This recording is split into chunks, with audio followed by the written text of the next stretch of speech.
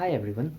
People, for the past few months, a complex geopolitical issue has been making headlines, which states as the tensions between India and Canada over the Khalistan movement. Now, to understand the present, we must first explore the past. From the birth of the Sikh religion to the turbulent events of the 1980s, throughout the history of Khalistan movement and its impact on diplomatic relations between India and Canada.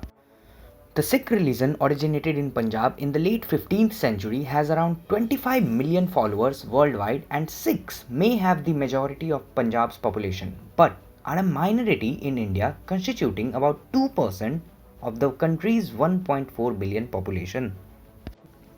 Now, the question over here is, what is the Khalistan movement and when it started?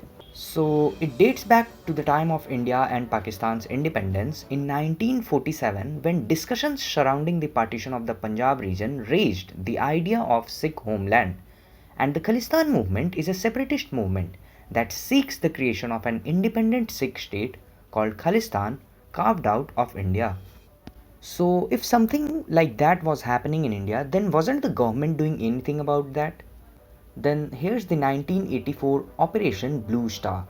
The demand for Khalistan has resurfaced multiple times in history, notably during a violent insurgency in the 1970s and 1980s that paralyzed Punjab for over a decade. The Indian government viewed the Khalistan movement as a security threat. In 1984, then Prime Minister Indira Gandhi ordered Operation Blue Star, in which the military entered the Golden Temple, the holiest Sikh shrine, to remove armed separatist leader Sant Jarnail Singh and its supporters. This action deeply angered Sikhs worldwide. A few months later, Indira Gandhi was assassinated by her Sikh bodyguards in retaliation. And not only that, Sikh militants were held responsible for the bombing of Air India Flight 182, which was flying from Canada to India, and all of the 329 people on board were killed off the Irish coast. The Indian Army then launched operations in 1986 and 1988 to eliminate Sikh militants from Punjab. Okay, so people, if all of this has happened way back then, why is it been the headlines and a geopolitical tension now?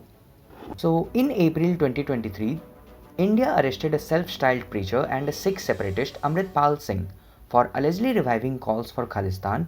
This raised concerns about the potential for renewed violence in Punjab.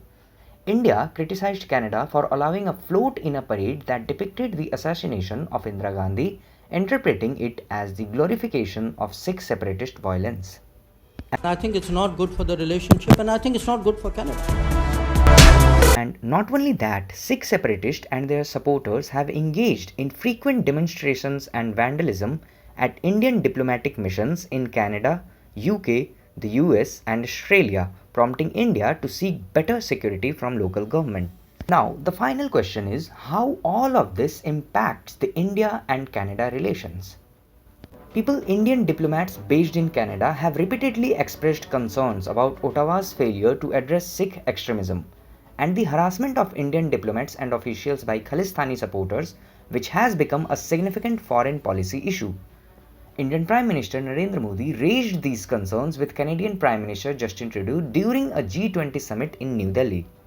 As a consequence, Canada has paused talks on a proposed trade treaty with India, and Canadian Trade Minister Mary Ng postponed a planned trade mission to India.